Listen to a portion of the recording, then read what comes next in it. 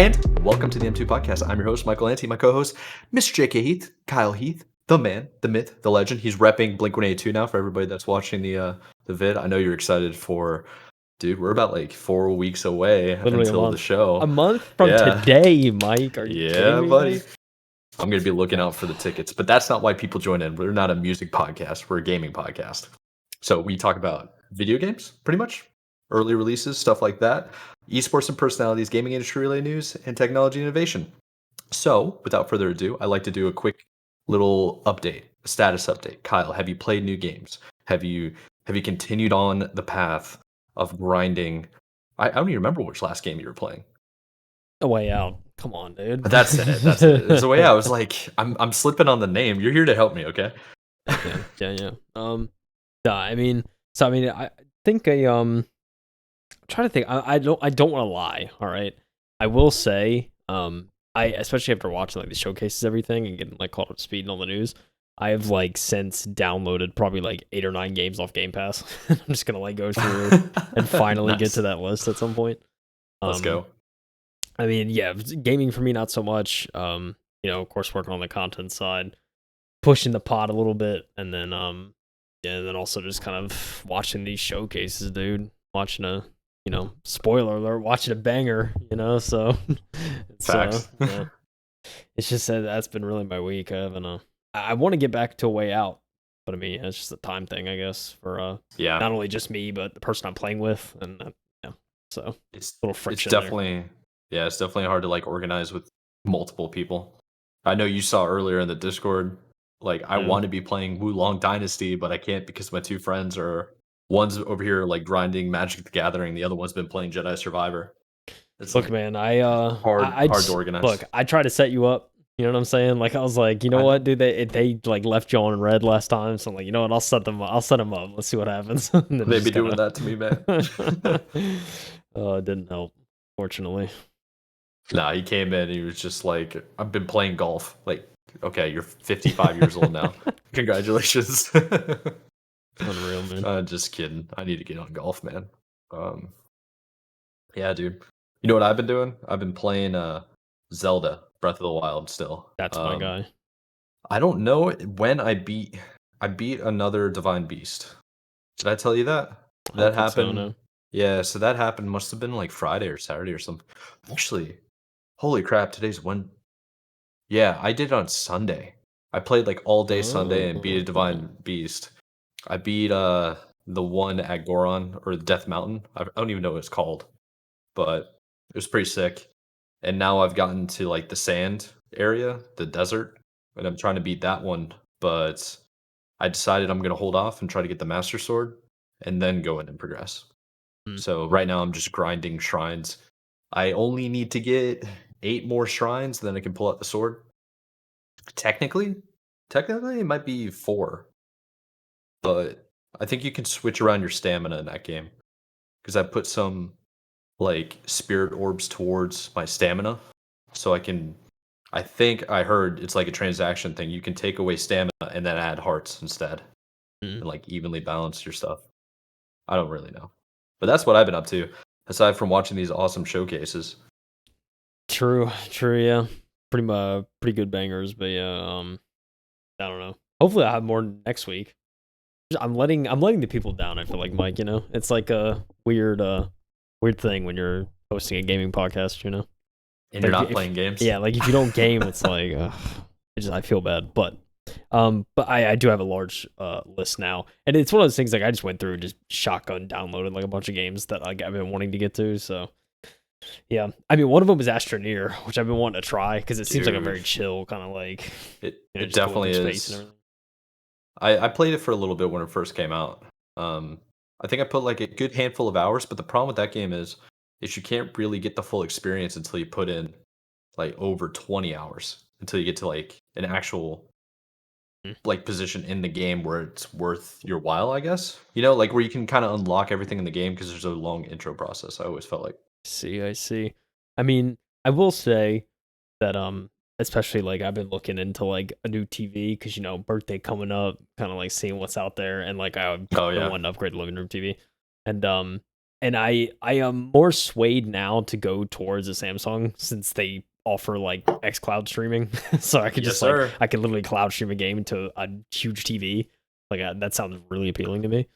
So yeah, I've been looking at the Samsung market now. So who knows, dude? Next couple months here, I could be playing cloud gaming on a giant screen. So that's kind of exciting. But yeah, well, if you go that route, man, you got to keep us informed. Yeah, because I'm gonna need a new TV eventually. This TV right behind me, good old 2009 Vizio, Yeah, and it is highly dated. I gotta get an upgrade. yeah. Move That's the pretty living much room one yeah. in to this, and then get a really nice one. Yeah, that's pretty much the kind of TV I have out there. Is like a really old, like just like kind of just it still works surprisingly, but yeah, it's definitely on the older side. So looking for an upgrade for sure, and with an upgrade, I might as well get something where I can like play games off of without the need of hardware. Because I mean that's pretty insane. Yeah. So the cloud gaming is pretty sick. We should just slightly mention because we're probably gonna do more of the weekly news in our next episode. Today is mostly concentrating on the showcase. But was it today? Yeah, it was actually today that Sony announced that PS5 was going to get cloud streaming games testing. yeah, So saw that. So yeah, it's talk. I'm sure we'll talk more on it next week. But yeah, that was exciting. it's good to see. Everybody's starting to go to cloud. Now it's just it's a technology thing. We got to wait until the internet really catches up for it to be mainstream. But I mean, that's the future. Yeah. I'm gonna be curious to see how, if I do end up getting a Samsung TV, how it ends up performing over the cloud, because that'll be the ultimate test. But I mean, they have support for it. It should be pretty good if you have a nice internet connection. So we'll see. Yeah, I will tell you, it worked perfectly fine on my Samsung tablet. I think I have a Galaxy 6 Plus or something like that. S6, I think is what it's called, Galaxy S6. It was pretty good. I like to hear that. Definitely, yeah, definitely useful for story-driven games. I wouldn't do it for like Rocket League or anything that's like time sensitive because there is a bit of latency issues. So yeah, competitive games. I feel like on the I think anything multiplayer, I'm not interested with xCloud. It's mainly just like I'm definitely gonna go like more story driven, at least for now. Yeah, single player. So. Yeah, and if you're in your living room and you're playing on a massive TV in the first place, you're probably not doing any competitive PvP games to begin with. I mean, it should yeah, just be all exactly. like story driven anyway. Yeah, you shouldn't have to worry about an internet connection. Like you already have to worry about an internet connection, right? So you shouldn't have to worry about the strength of it. I feel like because that's like stacking the worries, dude. That's a fact. You know what they say about stacking worries. So, it's pretty crazy, dude. It's pretty crazy. Yes, sir. But speaking of crazy, shall we segue into the Xbox Showcase? I think we should, dude. I literally, I was gonna like bang the segue, but I was like, maybe Mike got me. Mike got me, so let's get it. That's what I'm here for, dude. Let's get it, dude. So yeah, not really too much news wise to talk about outside of the showcases that happened this week, because we had quite a few. Very true. There's only two kind of big ones I think we're gonna touch on. All the rest, at least like in terms of showcases. Yeah, in terms of showcases. Yeah. So like, I mean, like I don't think I've caught too many of the indie ones, but outside of Day of the Devs and all that, so can't really speak too much on them. But yeah, at least Xbox and UB will be covered today, and then I know Capcom had one. I'm not gonna go into it and give like too much of an opinion on it. It just really wasn't much of a showcase at the end of the day, which is unfortunate because I was hoping for some pretty cool stuff, but this is what it is. But Xbox, dude, let's talk about Xbox, Mike. All right, let's get it. They came out the gate, might I say, with quite the game. It's something I've been wanting to hear more on for quite a while. So the trailer kind of goes on nice little British humor. If you've watched the IT Crowd over on the BBC, I think is what. I'm sorry, but like yeah, if you watch that, as a very famous actor from that in this, he's gonna be what seems like kind of a main character almost. So it's I will say it caught me off guard about halfway through the trailer whenever like you see the character, it's like really tiny, and then she's like in the house, and then you see like how small she is compared to him. You're like, wait, what is going on? Yeah. Because this is like it just like caught me way off guard. But and because when I saw this, I was like, maybe this isn't Fable, because I know like going into it when you see the sword and everything, it's like, okay, this has like that Fable vibe. And then you get to this part, it's like, I don't know, is this Fable? But as I guess if you do Playground Games and working on a Fable game, you'd probably see the Playground logo and be like, oh, it's Fable. But I know for me, I just kind of forgot. So like when I saw that, I was like, oh, that's interesting. I forgot too. I was really confused when I was watching. I was just like, this looks amazing. I was like, what's going on? And then it shows Fable. It's like, it's about time. Like it was one of those moments, you know? Yeah. Yeah, dude, it's available day one on Game Pass, but I'm very much looking forward to it. It almost seems like they're kind of doing I think they even mentioned this. It's kind of like a different take, kind of a reboot almost. So it should be interesting to see kind of how they switch things up. But I mean, they show like 0.5 seconds of gameplay. I feel like about halfway through the trailer. I'm seeing if I can like skip through it and find it, but it's like it's very quick. Like you just see like a little bit of combat and that's it. So it was like a small little interaction with an NPC almost. Yeah. And then that was it. Yeah. Yeah, it's like a little bit of fighting and that's it. So I mean, I wish there was kind of more gameplay, but from what I like heard, they kind of preface it as like, oh, there's going to be gameplay, and and there's going to be a significant amount, but it was very little, and it almost there was like no HUD or anything too, so it's kind of just like it was like a weird kind of like cinematic kind of gameplay piece, but I mean, from what I saw, combat looked like the animations and everything looked sick, so I'm definitely curious to see more on the gameplay side eventually. But I mean, I'm intrigued, and it's one of those things.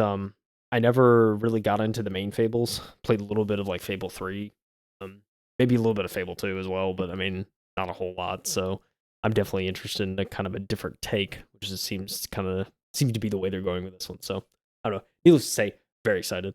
No release date, so there's that. But it's kind of it's just good to see an update on it though, and kind of get a trailer. Well, this is probably the first actual bit like glimpse of the game we've had ever. Yeah, so it's like it's pretty good. I thought starting the Xbox showcase off with Fable is a wise decision. It's like, hey, letting you guys know like one of the best IPs ever that we have. It's coming back. Yeah. So sure. Pretty cool to see. Yeah, very cool to see. Curious to see more on it. Yeah, I mean this is the first thing we got outside of the teaser. So yeah, very exciting stuff, to say the least. But we have kind of like going right into it again. It's like the second trailer that hit. It's like it was two heavy hitters off the bat, because you go to the second trailer and it's like you immediately get hit with like, oh wait, this is Star Wars. Like you're just seeing the ships and everything. It's like, oh my god, like this is Star Wars. So and you go to his Lucasfilm's game working with Ubisoft on this. I think it's Ubisoft like Massive or something like that, but which we'll get into a little later. It's kind of interesting the amount of studios that the main presenter kind of spits out when he's talking about it. It's like, oh, okay. But yeah, needless to say, we didn't really get much gameplay in this. It was kind of just like a cinematic, just kind of seeing the universe. For now, right? Yeah. At least that's what we saw for now, right? I mean, this is before Ubisoft, which we'll get to a little later. There's actual, gameplay and whatnot. But yeah, at least right now, it's kind of it was cool to see just the world. I mean, it seems like you're a bounty hunter, and it's kind of a bounty hunter Star Wars game, and that's certainly exciting because it's outside of Jedi's and all that, so it's gonna be different from Jedi Survivor and Fallen Order. So. And it looks like it takes place around like the height of the Empire when they're fighting the rebels, and like around maybe episode 5, probably. Yeah. So, yeah, it's a good timeline to actually choose from. Yeah, it seems like like I said, I'm excited for it. We'll see. I mean, it is a Ubisoft game, so it's kind of just like, that's how I feel with pretty much all AAA devs. But yeah. It's coming in 2024. I wish I could say the month, but unfortunately, ladies and gentlemen, I can't, because it's just a year. So we'll see the timeline. Hopefully the timeline doesn't shift, but at least from what we saw so far, it seems to be it seems like they could stay on target from what they've shown. So hopefully the scope's not too huge, but Star Wars Outlaws is the game, and it's coming out next year at some point. It'll be good to see somebody other than EA actually make a Star Wars game. For the longest time, they've held the IP rights to it. So yeah, I'm looking forward to seeing them get the heck away from the franchise. yeah, yeah, to say the least. Yeah, so very exciting to see that stuff. Talking head points, there actually wasn't too much of that in the showcase, which is There really interesting. was. Yeah, I was pretty surprised. Like, this is basically like the main intro, right? yeah, Just like, yeah, we hit you with Fable, South of Midnight, and then Star Wars. By the way, we got this new game that nobody's ever heard of or seen before. Check it out. And then yeah, it goes into 33 Immortals, yeah, which is yeah, pretty sick. yeah. Which seeing this world premiere, yeah, Yeah. this CEO of world premieres. yeah, for real. Yeah, seeing this like right off the bat, you see, and it's kind of like it gives those Hades vibes, and I feel like I It say that does, every time man. I see these top downs. Like it's just like It's because Hades was I such see a that. good game. It was, yeah. I mean Thunder Lotus making this one. I think it's it looked like a very interesting concept, but then you start to see why they called it 33 Immortals, and they essentially mention at some point they're just like, yeah, like you see like 4 or 5 co-op players, but then they're like, oh yeah, by the way, you get 33 people in one game, just Yep. playing running side by side, which is kind of crazy. Yeah, it looks like there's gonna be kind of raids and almost like a kind of run around like beat 'em up, hack and slash style, but you could have 33 people in here helping you out. So very It curious to looks so see. confusing, man. Yeah, I am very But curious to see how this is gonna play. I'll be honest. Yeah, I'm but gonna play it. I mean, yeah, I Is definitely want to check this it out. They never Sure. mentioned whether or not this was on Game Pass though, did they? Yeah, that's a good point. I don't know. But it I don't think they seems. did. I mean, we'll find out here. You know what? Yeah, see Game Pass, Mike. Go. Dang. All right, we're good to go. 2024 Game Pass. Again, just got a year, but I mean, they play a demo at the end. At the end of the extended showcase that they had later on in the week, they played a demo of it with Phil They Spencer. did. And Yeah, Phil Spencer and the 2 devs, right? yeah, I mean, it looked like it ran Yeah. great. So they played. They were having fun, man. It was funny. They did the demo. It was like them 3, and then they had like 4 other people on the team playing like off the stage, and then they had like a bunch of people in studio and like Yeah, to get a Montreal or full wherever it is. 33. Yeah, to get the full lobby, which I thought was pretty It was- cool. So yeah, I mean, it looks like it works pretty well. I mean, from what we saw, so at least in the demo. So yeah, very excited for that. I'm sure next year at some point, either early or maybe even next showcase next year, we'll get a release date. That'd be exciting. I think we might. Yeah, I think we might. Yeah. all depends on what comes out of the studio. But we also got another announcement, Mike, that to no surprise, that we've been waiting on. I think a lot of people were waiting on for a while. And it's kind of the thing. It's it was in and out of. It seemed like the development was kind of hazy and weren't sure where this game was going to be, but it got announced. I was actually really surprised to see this one come out, right? Because Payday 2 is one of the first games that I had on my PC. Like I bought a laptop and my buddy's like, "Hey, get this game." It was something like $5 on Steam at the time. And I'm trying to figure out when Payday 2 actually came out. Like, what was the release date? It's a long time ago. We're talking about Payday It- 3, of course. Yeah, The third entry. 2013. Yeah, 2013. 10 years. So yeah, it's been a while. But it was, dude, when he pulls out the clown mask and then they're walking into a bank, I'm just like, no, is it really Payday 3? And I was like, No. I was pretty excited. Yeah. Yeah, Payday 2, obviously, like, I mean, you're pretty much saying, I mean, they were very, widely beloved, and I think there have been talks about a Payday 3, in the works, and I think there was some, development issues, and it kind of went through a development hell almost. And then we get the announcement here that Payday 3 is in fact a thing, and it's actually coming out September 21st, so it's literally right around the corner, just a few months away. And guess what? Game Pass. We're gonna be saying it a lot, dude. Pretty much every game's on Game Pass. Dude, yeah. Yet another game, Mike, that we can play and rob banks, dude. There you go. I'm very excited for that. Actually, it's gonna be a lot of fun. There's a lot of co-op titles, or multiplayer titles, in this too, which is exciting. So a lot of stuff we'll get to be able to check out pretty soon. Game Pass day and date. I mean, come on. You know what I'm saying? Can't beat it.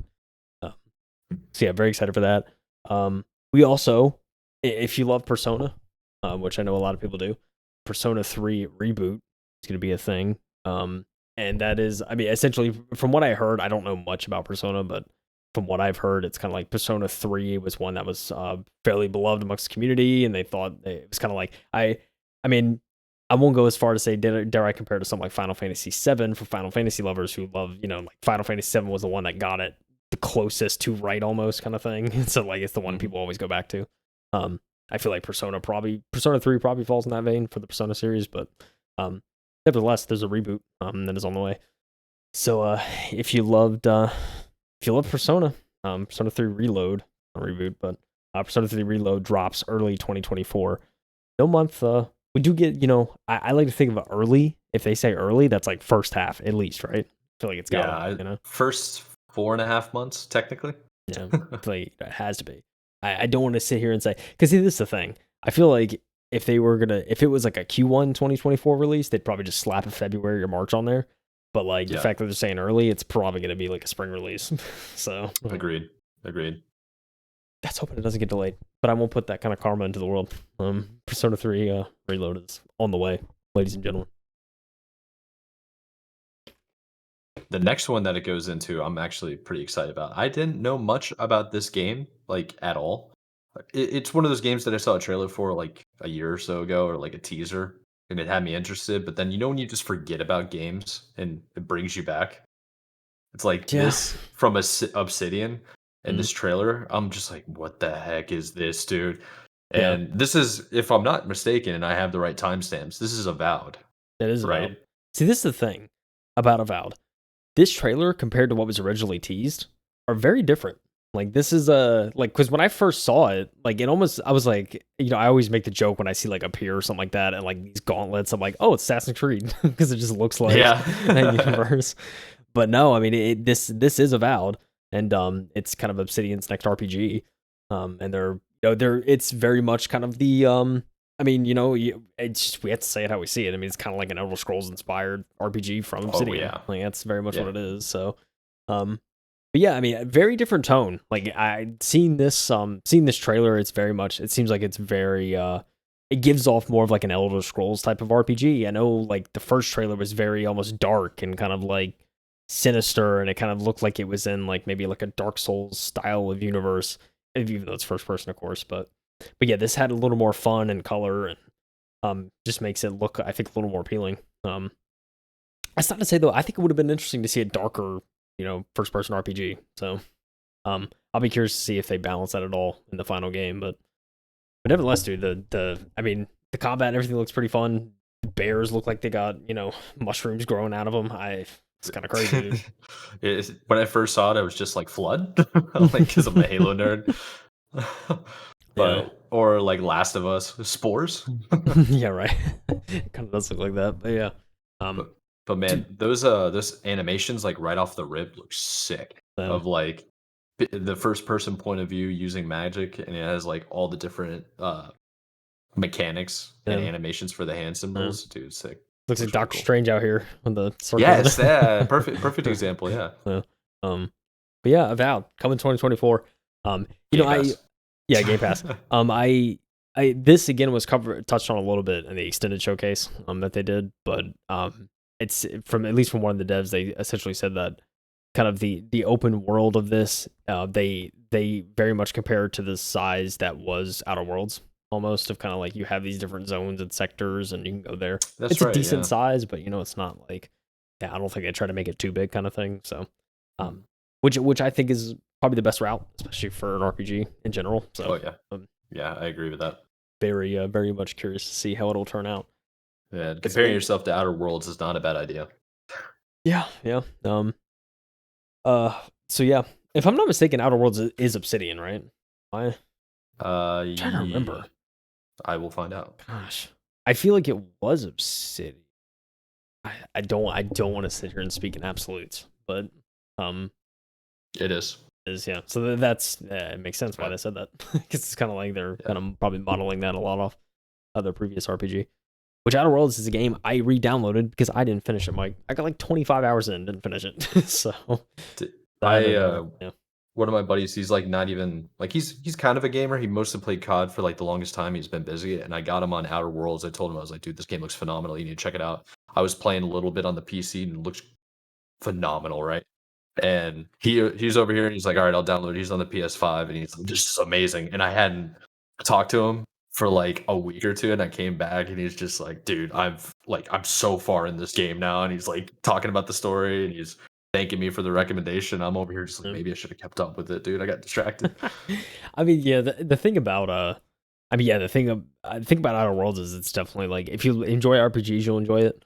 It's like it's immediately when I went into it, I tried to model it after Fallout, which may be unfair, but it's Yeah. it's it's a fun game. It's it's an RPG shooter that's done well, and I really very much enjoy the world and the enemies, so it's pretty good.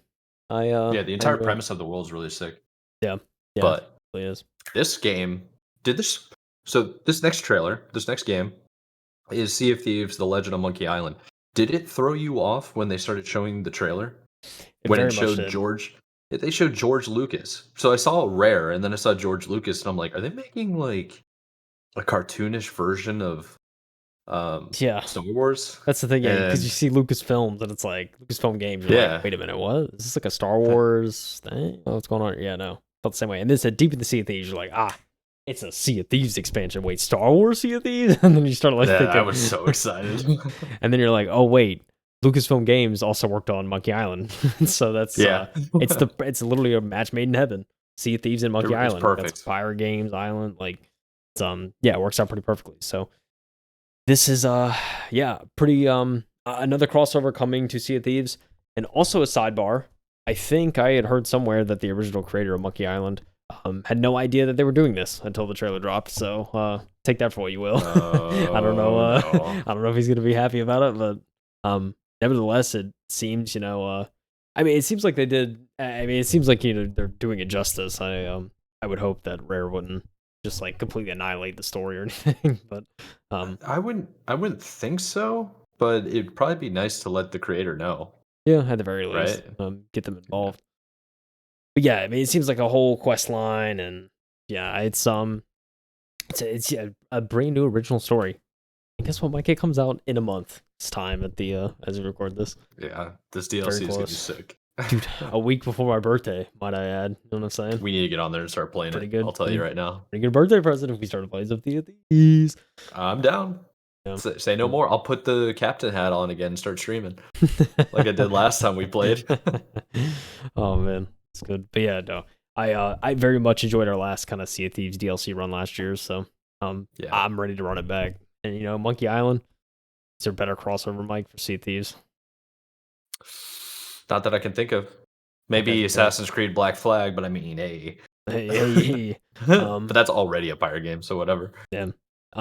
All I'm gonna say is, ladies and gentlemen, as you guessed it, Game Pass, because we know Sea of Thieves on Game Pass, but not the Game Pass. Game Pass release. The next section I'm actually pretty excited about. I've had this game downloaded for a while now, and I haven't had the chance to actually play it for whatever reason. But I'm definitely playing it when the update drops. It is Flight Sim 2024 and Flight Sim with the Dune expansion. Oh, yes. Yeah, they're basically doing a full update. It looks like they're bringing helicopters, right? Yeah. Oil rigs. They're going to have you doing rescue missions, giving you a little bit more of a purpose, I guess, or search and rescue kind of thing. I mean, look. But dude, the Dune stuff that they're going to show next is wild. Yeah, this is the thing, dude. Not only do they want you to simulate flight, but they also want you to simulate common tasks and common, things that are done for a lot of different, pilots. It's not just commercial flights, right? You got people saving lives. You got people dusting their crops. You got people doing all sorts. I mean, there's a lot of jobs out there in aviation. So what better way than to practice search and rescue and, skydive? You want to do backflips 50 million times over the dunes and over over wherever that was? Aerial construction, dude, that is so sick. I mean, this is the thing, dude. Flight simulator, I'm pretty sure it's widely used in the industry at this point for simulation, for just commercial and all that, because it's so accurate, right? Yeah, it's been that way for a very long time. I think the first time I ever played a flight sim was Flight Simulator in like the early 2000s. and it played pretty good. I got to get myself like a throttle and a stick now. You know, just bust out and start playing. Do you want to fly in a tornado bike? Well, you can do that in a new flight simulator. You know what I'm saying? Scientific research, So dude. So yeah, dude. It seems like the what you could do is endless. You could do hot air balloon. Dude, slap a VR headset on me. I'm gonna be 5 million feet in the air, looking down at the plains of Africa in a hot air balloon, dude. So sick, dude. Oh man, yeah. Flight Simulator 2024.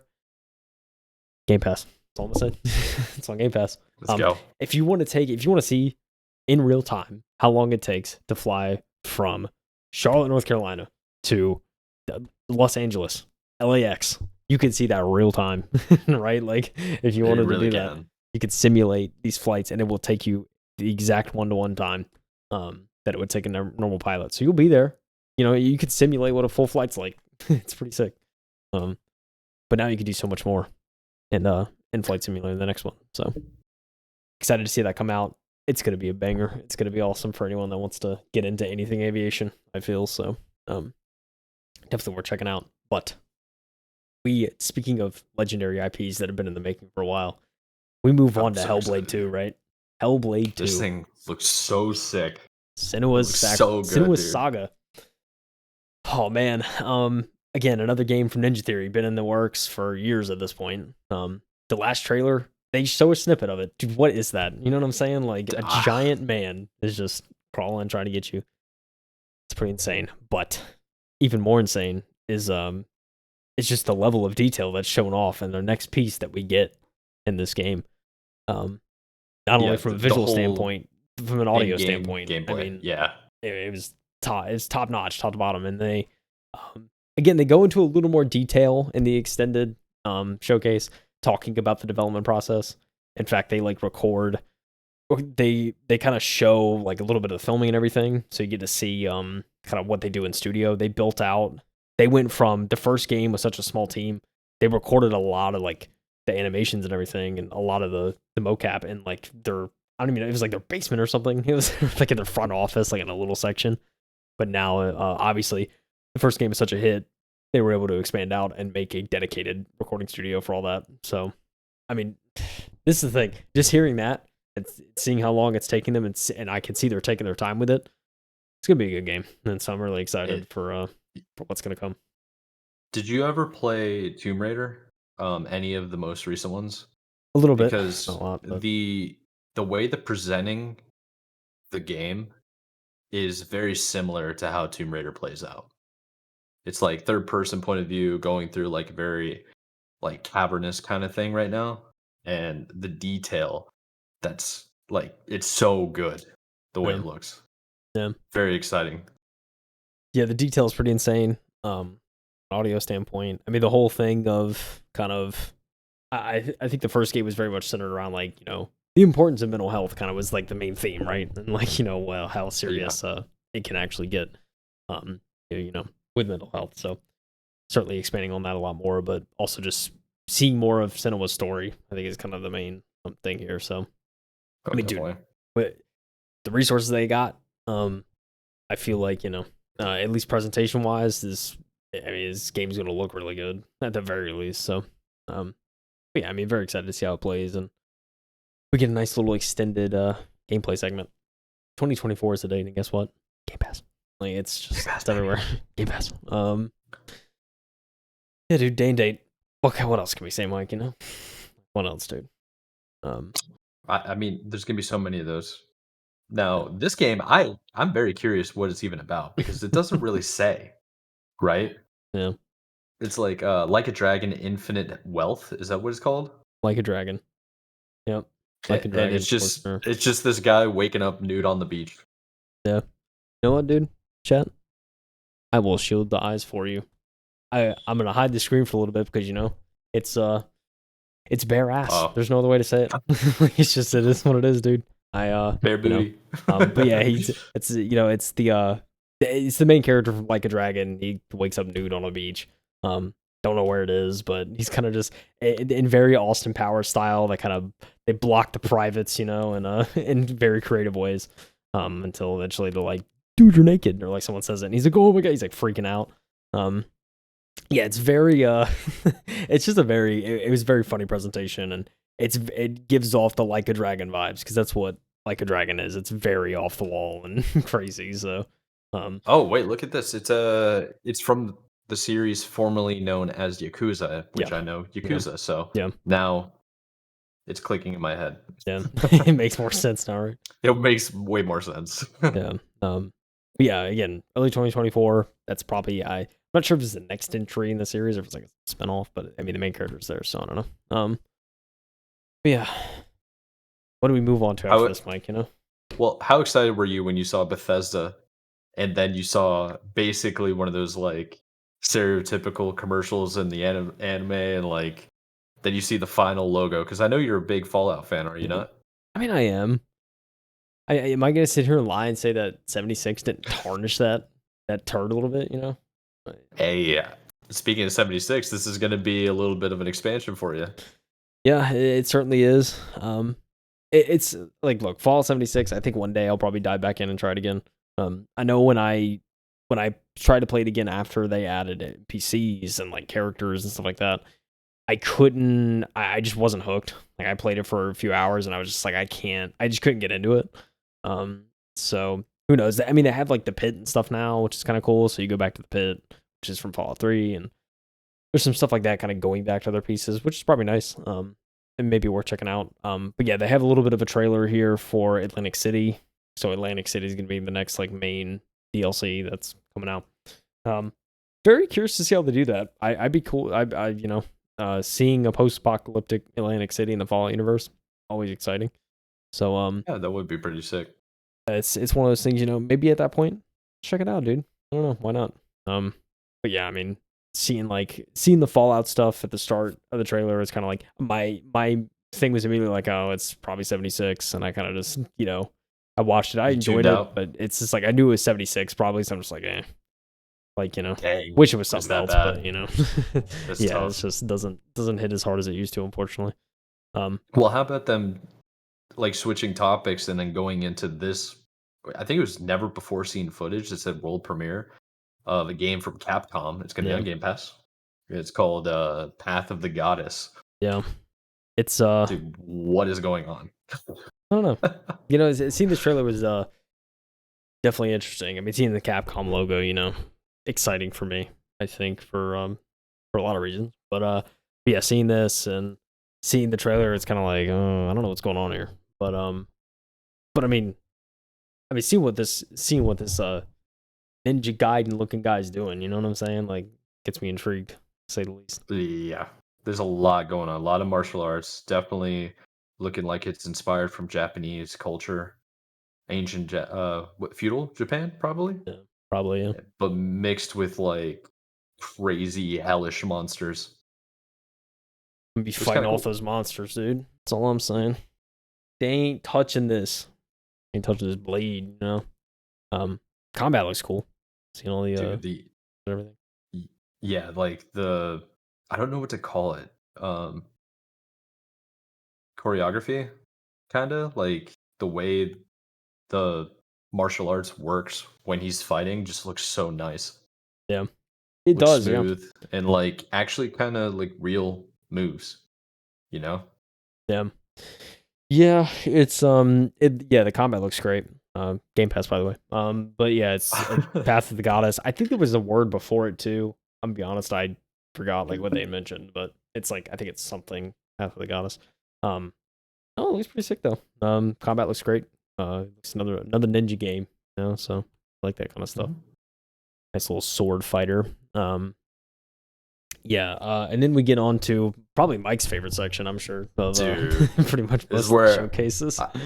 I, I'm a big sucker for racing games, and I don't. Do we mention the crew? Are we gonna be mentioned? I think the crew happened. That was at UE. That was at Yeah, UB. Yeah, that I was actually pretty excited about. But the whole fact of like Forza Motorsport actually being shown, and then they're like, it's just typical Forza. If you're into Forza Motorsport or Forza Horizon, you know what to expect. yeah, Except the graphics just keep getting better. They're trying to make it more and more realistic. And dude, it looks nice. yeah, And when the presenter over here comes out, it looks like that actually looked like like a rendering of the car. because before they even showed the cars in reality, they were showing from the game, and the graphics are getting so good that it's getting kind of difficult to tell what's real and what's not. Yeah. You know? It is, man. It's in-game footage too, Mike.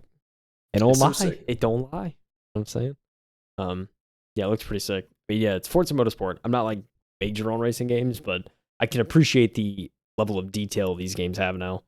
Oh, And yeah, you know, dude. from anywhere from ray tracing to audio, I mean, to everything. It's yeah, it's good to see that, you know, there's solid, you know, realistic racing games out there, you know. So that's kind of, I think, where this falls.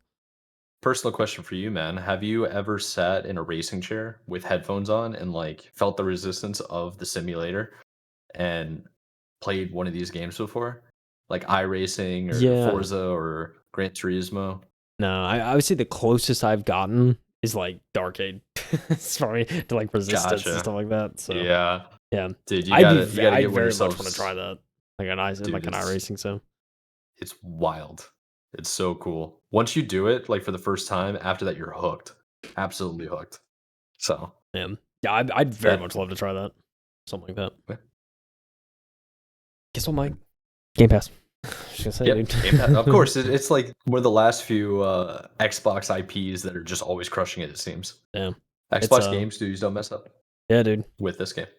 Same. It's October 10th. It's in Yes, a pretty jam packed season. You know what I'm saying? There's a lot in September and October, but yeah, dude. Yeah, we of course move on. It's ESO though. I mean, you know, we consider like go to detail like right away. but, you know, yeah. It's I mean, been seeing it all. It's ESO. You know, more content for ESO. Let's go. Let's, you know, I'm happy for ESO fans. To get more content.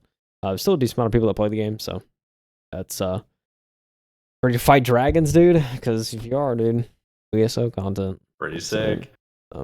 Pretty sick stuff. Xbox Steam June 20th when that comes. It's next week, Mike, as when we're recording this. So yeah, very exciting stuff there for ESO fans. Overwatch got a little bit of a yes, sir. Got a little bit of a story trailer. Got a little bit of action into the PvE. Yeah, I was under the impression the PvE was canceled, but I think I misinterpreted originally because that's like a mode that got canceled. It's not like the full thing. Yeah, So, it's kind of hard to tell when it comes to Activision Blizzard. I know that like Overwatch has been essentially in development since it was launched. They have something like 10 more characters and heroes that haven't been released yet. So I think we're getting a whole nother character here. We're getting a new mode and we're getting loads of new like cosmetics and outfits. So it should be pretty good. I think we're also getting a couple of new maps as well, if I'm not mistaken. yeah. And one thing that's worth mentioning here is this is an Xbox Showcase, and this is Overwatch 2, which is an Activision Blizzard game. And for anybody that's been paying attention to the acquisition that's been trying to go through, the FTC recently filed a not cease and desist, what is it called? A restraining order between Activision Blizzard and Xbox so they can't like work together, I guess, until the filing is complete, which should happen on July 24th, or sorry, June 24th, by the end of the month. We should kind of hear a ruling. Should hear something, but it is kind of interesting that they're like, all right, here's Overwatch 2 on the showcase. So they must be confident that they're going to get the acquisition to go through, I think. Yeah, I would think so. I mean, yeah, this includes story missions, a whole new training, kind of firing range thing. Yeah, the firing range looked really cool. It's good to see that come. Yeah, a lot. It's been in the works forever. Overwatch 2, New Adventure begins August 10th. Play some PvE Overwatch, dude. They even have some, they talk about new heroes and like, oh, new cards and everything. Yeah. New hero starter pack, dude. Always. World premiere. Next one. Premiere. Do you like Persona? Well, we have a Tactica game for you. We have a tactical Persona 5 for you. In fact, yeah, looks like it's gonna play different, of course, from a Persona game, but in that universe, it's a tactical little sim, I guess. You play XCOM, Persona XCOM edition. I'm calling it now. But, it looked pretty good. Yeah, I mean, it looks. It's not really. It's not my type of style, but I like when I first saw it. It looked kind of like a mobile game, but the more they really showed, like in the beginning, it looked mobile, and then when they start showing, it's like, oh, okay, I see what's going on. Yeah, it's gonna It's gonna hit. I think it's on Game Pass, Xbox, and Windows. So November 17th. And yeah, the thick of it, you know what I'm saying? there's a lot of games coming out in September and October. Yeah. So It was funny enough. They show a little Starfield trailer in the showcase when they have an entire 45-minute direct following the showcase dedicated to yeah, Starfield, which I thought was interesting. But yeah, just a trailer showing off the game. The game is 25 years in the making. Might I? That's the way Bethesda claims it. So, of um, course. but yeah, I mean, I must say Starfield. Yeah, for the trailer looks really good. You know, we won't spend 45 minutes talking about Starfield after this, but at least from what I saw, it's of course We'll going hit in some with, highlights, I think. yeah, I mean we'll definitely hit the highlights, but you know, any Bethesda game at this point, as I hate to say it, I'm cautiously optimistic. So Agreed. I really hope it's good. I want it to be good, but I have to just kind of, and it's just like, it irks me, Mike. You know what I'm saying? Because I want to be like, yes, dude, I want to jump in and this is it. But at the same time, it's like Fallout 76, and like I just can't, like I can't, like it tarnished it for real. So I think yeah, I totally understand where you're coming from, but I do think people are gonna gauge their expectations on Starfield incorrectly. We can get into it when we actually get to the Starfield Direct after the showcase, but it's a game that's gonna have a buttload of hype behind it, and I don't think people know what type of game it actually is. hmm, So, like, I'm seeing a lot of people that are like solely and like PvP, first person shooter driven, and they're just like, okay, like this looks really good, like it looks amazing. There's a lot of hype behind it. They're like, people are desperate for a new shooter. It's like, this ain't your game, that kind of yeah, thing. it's true, it's true. But we'll see, we'll see. It is at the end of the day, what is it? An RPG, a role playing A game. hundred So percent, dude. shooting is not the priority, and people definitely have to Nope, understand that. Um, definitely not. and you know, if you get it on console, it's 30 FPS, dude. They already said it. You know, Yeah, hate to be the bearer of bad news for some people, but hey, it's you know, it's really funny too. Is like Phil Spencer claimed it was by choice they did that. It wasn't a limitation on the hardware. Very interesting, kind of. I don't know how much I believe him. I love Phil Spencer, but it's like, I mean, it's a big game, so if it was a yeah, technical limitation, I would totally understand. You know, but the that's fact true. that they didn't outright say it, we'll see. You know what I'm saying? We'll see. But That's true. very interesting. We'll get into it later. But Yeah, this game, have you seen the show? Well, not show. It's about Alex Honnold. He is a mountain climber or yeah, rock climber. And this remind me of his free solo documentary where he basically like climbs up a mountain by himself with nothing on him except for chalk. that's So it's wild. wild. So this is called is it Juicent? Is that how you Yeah, pronounce it? Juicent. I just saw it was how I was saying it. That's Yeah, probably way Jusant. wrong, but I don't know. Yeah, Yeah, I don't know. Jusant. It's coming to Game Pass. Um, it looks good, man. It yeah, just looks like a mountain climb game, maybe a little bit of puzzle in there. One of those games where it's like, to me, it's like take appreciation for what the world has to offer kind of games. yeah. Which sounds a Like, lot down the vein of Don't Nod, which is making the game. So it's Don't mhm, Nod is very much like a they make the games that make you think. At least from what I've played. So and I mean it's Life is good. Strange is really the only major IP I played for them. I haven't played like Vampire or anything like that, but it was a good game from what I heard. So I don't Yeah, know. Yeah, Don't Nod. We mentioned it before. Don't Nod's kind of like a they don't know kind of what they're. I feel like they don't really know what they want to do, so they're kind of just experimenting with a bunch of different stuff. And it seems that way. we saw this game. I think they even announced another thing at Summer Game Fest where it was kind of talking to. It was like that other kind of God of War looking type of game. I don't know, but yeah, a couple different things. But yeah, that yeah, Jusant. I don't know how you say it, but it looks. I love the art style, and I feel like Yeah, it's a game that's gonna make you think. yeah, and it also looks like one of those games you can just story-driven game, point A to point B, have fun, puzzle game, and kill a couple hours here and there.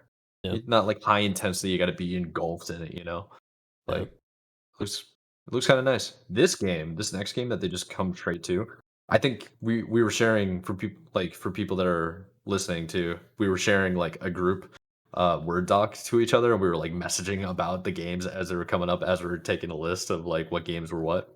I saw this and I was like, that might be the best water I have seen in gaming in a long time. And then I don't know if you have the work notes up, but I'll remind you, you wrote it's a 9 out of 10 game. There's not enough water. There's not enough water, dude.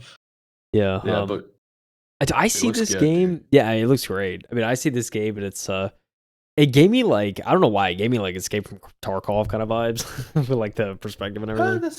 I mean, at least for that's like not a bad idea. Looking at the graphics and everything, it graphically looked like that. Yeah, water looks great. Curious. But yeah. So the premise is you're basically an oil rig worker, and obviously something's gone amiss, and it looks like you're stranded and alone out there with like no help, and you have to survive or something. But it doesn't really show what's there. Did you notice that? It does. Is it like a monster? It's like mystery. Yeah, is there a monster? Is the rig destroyed? So this could be like kind of a horror game. A very different take on a horror game. I don't know if it is, dude. I love some horror, you know what I'm saying? It would be fantastic to like, you have no idea what is out there that's like potentially gonna kill you. You never see it. Yeah. But it just terrifies the crap out of you. Yeah. You know what the best part is, dude? You can find out early 2024 on Game Pass. Yes, sir. Oh man. Yeah. Another very exciting game. Yeah. Moving on. What do we got here, Mike? It kind of looked like Pokemon graphics to me when I first saw it. To me, it looked like old school comic books, like the way the print style was. The graphics are like really sick. Like that. I have no idea what's going on at all, other than the fact that it's like, okay, you're just a main character. We don't know who the name is. She runs a lot, runs more than Tom Cruise in movies, and and she's just exploring. It looks like going to dungeons, rail grinding. They have rail grinding, Mike. Yeah, zip lines. I'm all about rail grinding. Bring it back. Guess what? Isometric perspective, puzzles, third person perspective. Well, you like dungeons? It's a dungeon game coming to Game Pass 2024. But yeah, I love the art style. It's very comic booky. It's got me a little interested, you know. So your voice cracked there? No, I was sometimes like I swear like my body's just like, all right, you're gonna burp and we're not gonna help you, dude. We're just gonna I'm like gastrointestinal issues. You know who doesn't have that? Keanu Reeves. Keanu Reeves, baby. Maybe he does. Who knows? Who knows, dude? All I know is Cyberpunk.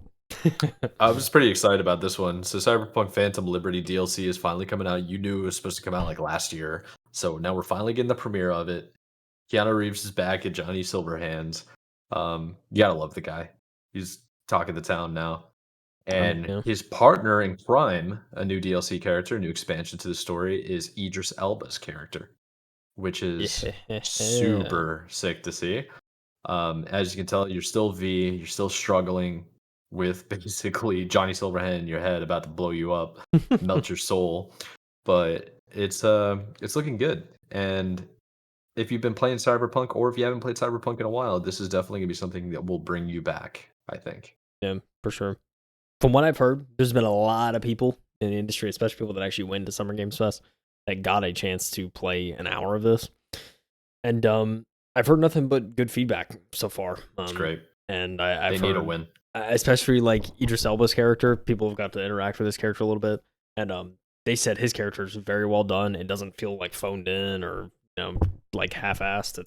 It's he does a good job of playing his characters. So I mean, it's Idris Elba, a goat, you know what I'm saying? He's a really good actor. Yeah.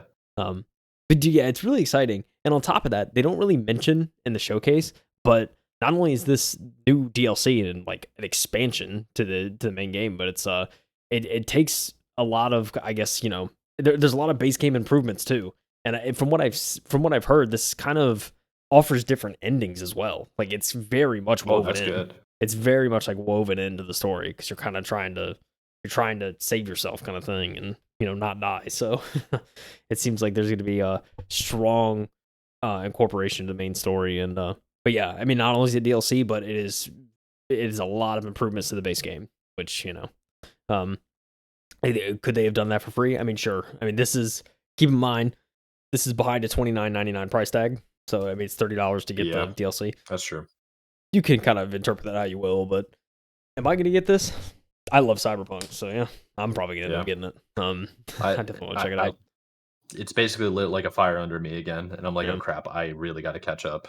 Yeah. Like I gotta continue on with the story because this is coming out September 26th of this year. It's like we on the way, man. Dude, this is why it's too now, dude. Fall looks so good, man. And It does.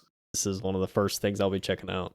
Um, you know, probably like second or third, right? Because you got Starfield, and then you kind of towards the end of the month you start getting to this. But yeah, I mean this is DLC. I think I'm definitely gonna pick up and check out, and I just want to see. I won't say I'm more curious, but I'm very curious to see what they do for the base game, how they improve it. Mm-hmm. Yeah. And so yeah, I'm just as much curious about that as I am about this expansion of the story. So, and I gotta see Idris Elba's character. I gotta see how I gotta see how insanely he knocked it out of the park. So it's gonna be the opportunity to see that. Very much excited, like for Phantom Liberty. Yes, sir. I'm right on board with you. I'm saying It's gonna look pretty good. The other thing, continue on because if you're still watching, you're probably seeing the preview right now. Is City Skylines 2 is also coming to Game Pass, and City Skylines the first one was such a huge hit, and it's pretty cool to see that the second one is coming out soon. Like it's been doing for the longest time. It's like one of the oldest IPs on gaming, I think, for Microsoft. The City Skylines or Sim City. It's along the same lines, basically. do you like managing resources? Do you want to be Dude, the I love mayor it. of a town, but not Of actually? course. Then you could play City Skylines. But yeah, City Skylines 2. There's terraforming. You could build a giant city. Could you can run it into the ground if you want. It'd be kind of messed up, but you could do it. I mean, You it's literally you can cause natural disasters. I watch a couple of there's this guy in particular on YouTube. His name is Real Civil Engineer, and his entire content is him being a civil engineer. He makes giant cities, or he starts from scratch, or takes somebody else's city, and just like tries to make it better. Or like, and he totally trolls too. He'll be like, "I'm gonna make the totally most efficient highway ever," and then it'll have like 6 different spirals in a row. So like people are stuck on this highway for a year. It's like it's good comedy. It's like it's really good. Hour-long episodes get millions of views. So if anybody's a fan of City Skylines, they probably have heard of him before. so yeah, that's the thing. My kind of thing. I'd build a city. It'd be flourishing. It'd be so much to do, and then I would just go Destroy full it. on doomsday and just like, all right, let's see Yeah. what we can do to mess this up. And then I'd spend Nuclear an hour bomb, just yeah. meteor, tornado. Yeah, Yeah, I'm on board with that, man. dude. October 24th, Game Pass. Let's Need I say go, more, dude. dude? Need I say more? If you want to build a city and run into the ground, City Skylines 2 is the game for you. But we move on to another world premiere, Mike. Are you surprised? I'm not. Not really. There's a good handful of world premieres, and it looks pretty good so far. There's not much to this game. I remember watching it, and I was just like, "What the heck is going on?" And the game is called this Metaphor Re Fantizo. Yeah, something like Fantizo. that. Yeah, I can't even explain what's happening. It just looks like a whole lot of anime in a video game. Yeah, it's pretty accurate. Yeah, I yeah. There's Yeah. not too much else to add. I don't think me either. It's coming in 2024. Yeah, I we'll don't. get more information next year, I'm sure, but All I'm saying is I don't see Game Pass. That's all I'm saying. So that's knocks a it good down a point. peg. You know what I'm saying? Like nothing Yeah, against it, but but. well, don't worry. The Xbox Game Showcase won you back because the next game is on Game Pass. It's done by Xbox Game Studios, and this one's called Stoic. Towerborn, Yep. which Towerborn. I'm not sure if this is really up my alley per se, but it still looks pretty sick. Looking pretty clean. Is looking pretty sick. Yeah, I saw The the art style grids. looks nice. Yeah, I mean, I saw the grids and stuff, and I was like, wait, is this like Civ? But then, like, you see it, it's like, no, this is not a Civilization game. This is just very much like it almost kind of looks like Final Fantasy, running around, have combat, multiple people, and Yeah. um, They were like the first ones to do it, so it's like always the default now. It's like, it's Final Fantasy. all I know is Game Pass 2024, Mike. That's all I know, dude. Dude, this next one too, like to close off pretty much the end of the showcase. They decided to show off a game that reminded me of like BioShock. It's called Clockwork Revolution. Oh Dude, yeah, what is happening I in don't this know. game? I like this was a really, really good premiere because they showed a lot more than just a little teaser. Yeah. And correct me if I'm wrong, but didn't they bring somebody on board to just like give a quick rundown of what the game is? I think I'm trying to remember actually. Let's get pull up the gameplay here. Yeah, Phil well, Spencer yeah, came Phil out and Spencer does a basically review of the showcase. But I yeah. mean, in the game itself, I mean, yeah, I'm definitely interested after seeing that. Like, I think Yeah. it's yeah, again, it reminds me of BioShock, like you said. But yeah, it's very like it's like, oh, it's steampunk and you know it's olden times, Yeah. and then it's like, wait, there's magic. I'm like, what's going on? It's like So, yeah, steampunk mixed with like the Industrial Revolution era yeah. machines and like it's what is going on, dude? You know what, dude? It looks You cool. can reverse time. Anything where you can manipulate time, I think is pretty sick. So, 100%, yeah. It's like alternate universes and there are robots out there that are kind of enforcers, and it's kind of interesting. yeah. I feel like this is gonna be kind of in the vein of BioShock. So if you like BioShock, Yeah, it's gonna hit it. And Exile's making it too, which you know, OGs. So yeah, should be I good. want that beard. Don't you love the coming in due time? I sure do. Coming in due time. Sick. Yeah, I mean, Mike, that was there's not much else to talk about the Xbox showcase. That about done did Not it, really. you know? Yeah, I mean, it's pretty straightforward. I think the only other thing to add on is there was an Xbox Series S Black Edition that's coming out that Yeah. has a 1 terabyte hard drive. So that was kind of cool. Yeah. Um, it looked kind of sick. And then Xbox actually tweeted out, uh, what did they tweet out? It was like some emo quotes from a very popular song, like The Used. And then they put like the black hair on top of it, like horribly digitally Tonight memed will be it. the night. Yeah, that song, yeah. I Oh just yeah. like felt emo might delete later, that kind of thing. Yeah. Yeah, I mean, Phil also said, you know, they're making more Series X's at the demand of the public, so they're Oh, not done 100%, making yeah. consoles yet. Even though Nope. you know, I think we see, you know, consoles may not be the first priority these days, but you know, still they're still nonetheless making them, and I think it's good consoles are still around. It's good to have a little box to play games on. So, you know, there's that hardware still afoot. There you go. Here's the nice black Xbox Series S with a Looks terabyte clean. hard drive, baby. Coming September 1st. That's right. You can Good pre-order it timeline. right now. You know what I'm saying? No, you can pre-order right now, Mike. Starfield? You certainly can, dude. The Starfield Direct. This is 45 minutes of Bethesda and the crew diving in deep to Starfield and everything the game is going to have to offer come September 6th of this year. Very interesting to see. There's certainly a lot to talk about. Dude, And there's so much to talk about that I don't even think we have time, really. We could yeah, do a quick like recap though yeah. I mean, of quick the recap. important Look, stuff. if you like space and you love RPGs and you want to see Bethesda possibly win again, this could be the Yeah. game for you. And I think, again, like you said earlier, Mike, if you're looking for a shooter, is maintain It's your not really it. expectations going into it because it's not going to be the best FPS. I can tell you right now, it's Bethesda. Yeah. But 30 FPS, it's not going to be a shooter. 30 FPS. But there's also a third person option, and it seems like you can flip between them pretty seamlessly, which is good. So Yeah, depending, that's it's true. kind of like Fallout. Fallout had a third person and a first Fallout person definitely option. did So that. they're kind of staying true to that. But I mean, yeah, the environments and stuff look insane. The planets look pretty sick. Procedurally generated stuff scares me after No Man's Sky. However, that game kind of redeemed That game itself. is So I mean, fixed and it's amazing now. so I mean, Watch your mouth. just saying, dude. It's the early release, the early period of a procedurally generated space game kind of scares me now. And Hello Games, I can blame Hello Games for that. I'm just saying, but it can be redeemed. But that is neither here nor there. I think the environments and everything look pretty sick.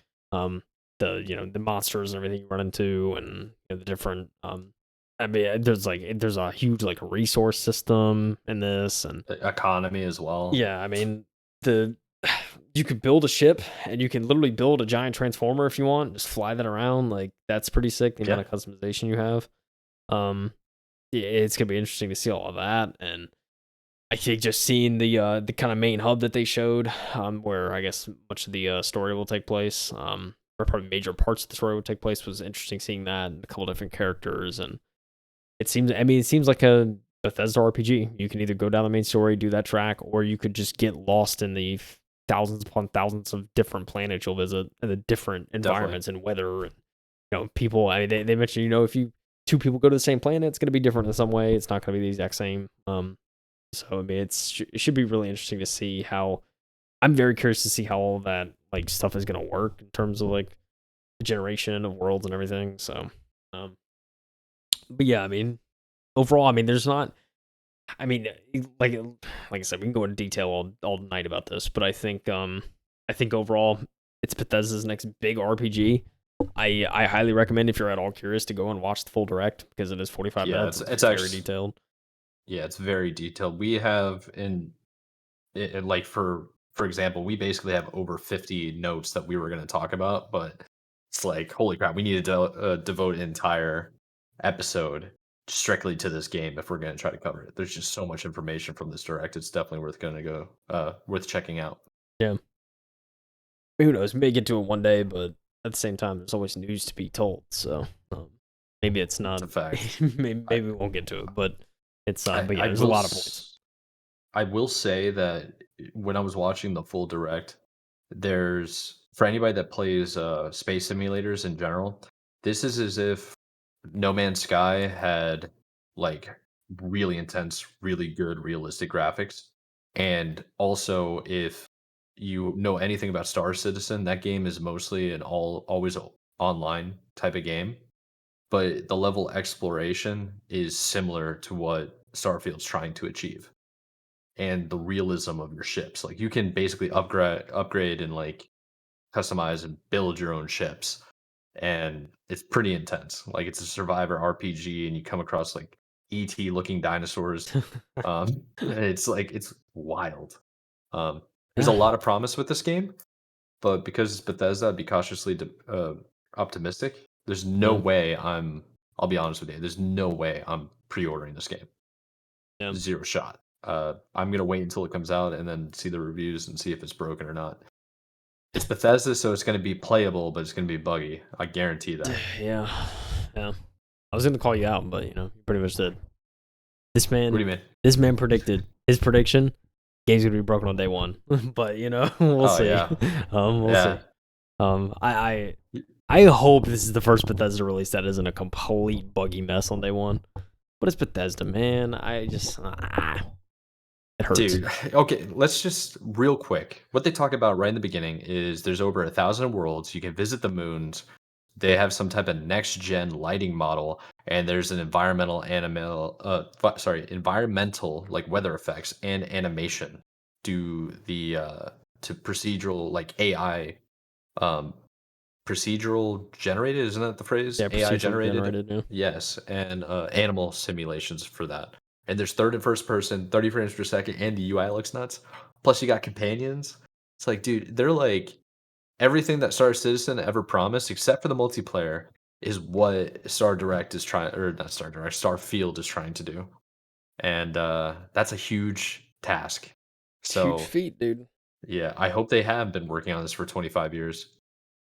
I mean, to be honest, this is the thing. I think they've certainly been working on it. I feel like since 76 came out pretty intensely, right? I mean, that was 5 years ago, so that's true. Definitely a lot of. It's been their primary focus for a while. Yeah. Yeah. I mean, yeah, the ship combat. It seems like you could spend 100 plus hours just fighting other ships and trying to colonize and everything. I mean, there's outposts on planets you could build. You can have companions run that. You could become wanted and have space pirates come and try and kill you. I mean, there's like definitely. I mean, there's a lot of it seems like there's a lot of content. Also curious to see how this runs on PC.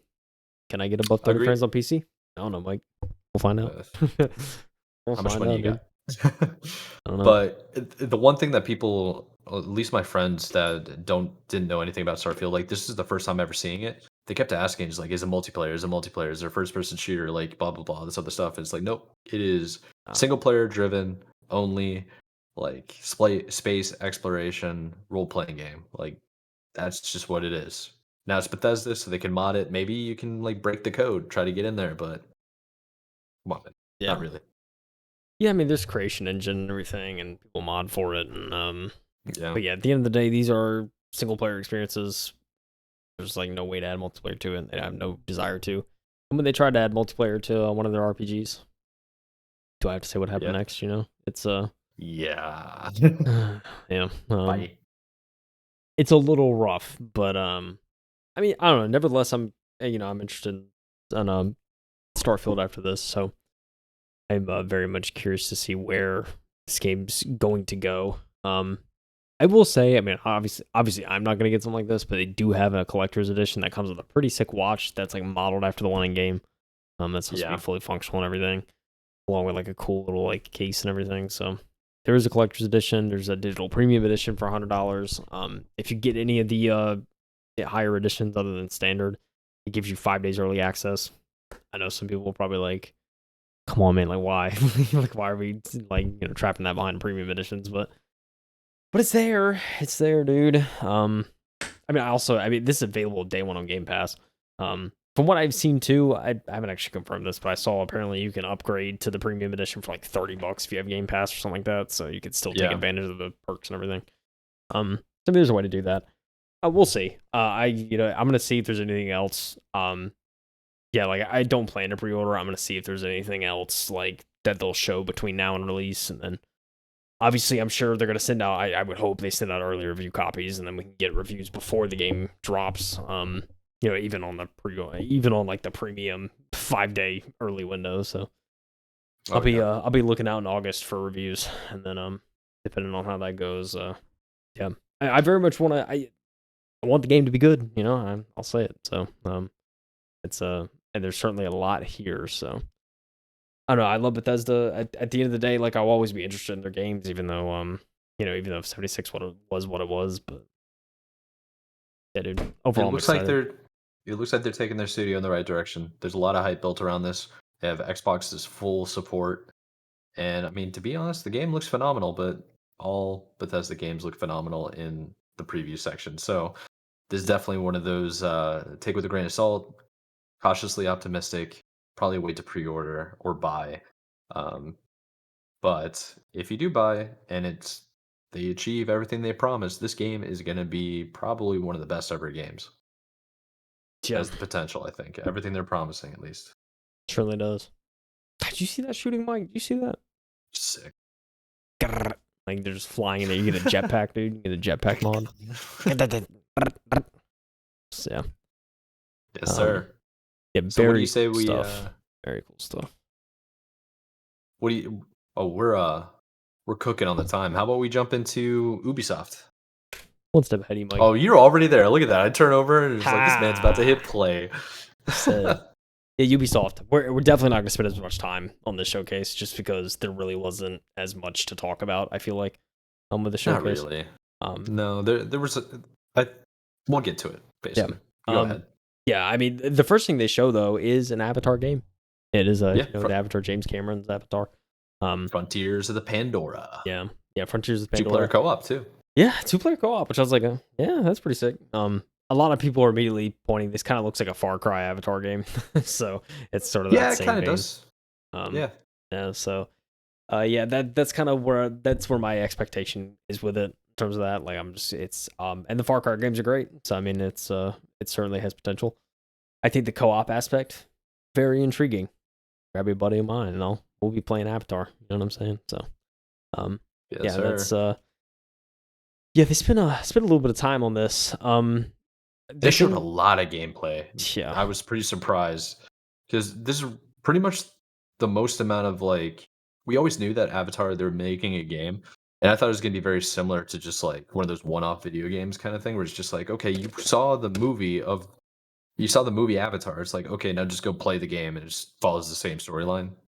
But it looks like they're adding a completely new storyline. The graphics look so good that you can kind of think that maybe this is Avatar Part 3 movie edition, but it's like it's a video game, so not really, right? Yeah. Yeah, it's kind of hard to say. I mean, they had the man himself, dude. Man himself came out. James Cameron. Well, he didn't come out, but he recorded the thing for it. But of course, I'm talking about it. Yeah. The format. I'm just gonna say it right now, dude. Like this, the presentation of the showcase, it is so rough, man. It's so bad.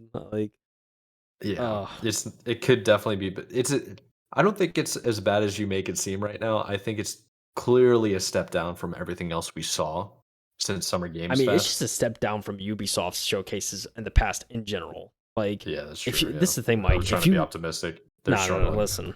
If you go back and listen to me, if you go back to the previous Ubisoft showcases, like I just want you to do this tonight. Just go back and watch some of the previous years and showcases when they were in person. Go back and watch those, like 2013, 14, around those years. I mean, Xbox level showcases, like full on stage, big crowd. Like, I mean, it was very much like, okay, AAA studio showcase. You see this doesn't look like a AAA studio showcase, man. I'm sorry. Like they're literally in the back of a ballroom in a hotel. They set up some screens. They have some talking points. That people walk out and they kind of do this thing. It just kind of seems like too that, I'm sure they rehearsed this probably multiple times. I'm sure Ubisoft's kind of like telling them what to say and how to say it, kind of thing. But yeah,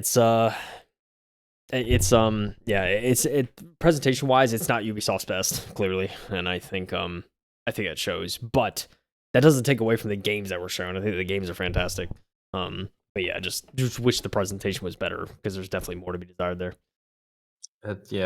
Yeah, I think you might be right. Now that you bring up some of these points, I don't know if I'd go as far to say it was a hotel ballroom. I try to give them the benefit of the doubt when you message me about it, and I'm like, maybe it's just the office floor, because it kind of gave me that vibe. Like, hey, let's bring all the developers in. Everybody working from home, you have to come here and be in the audience. By the way, we're going to turn off all the lights in the back so it looks like it's full.